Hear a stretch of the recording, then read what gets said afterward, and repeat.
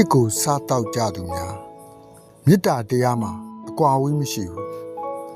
အစဉ်ပြေပြေရှိနေစေချင်တာအမှန်ပါနေရာအတိအကျမရှိတဲ့ဂျက်စီတွေလို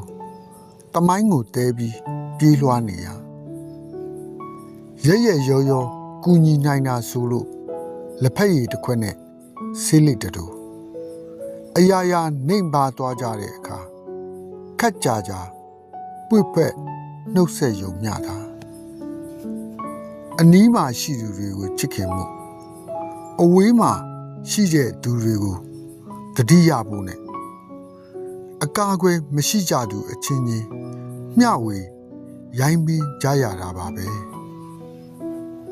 ငြိမ်သက်နေတတ်တဲ့တောတောင်ကြီးတွေမှာကြီးငှက်တန်တွေတိတ်ဆိတ်ပြီးဥကိုစောင့်ရှောက်နေတဲ့ငှက်ကလေးကတော့လေတဆန့်ဆန့်အားမှန်အပြည့်ကာကွယ်နေရအတန်ထွက်ဖို့တချင်းကိုတောင်မေ့နေပုံရတယ်ငမုံရောက်တယ်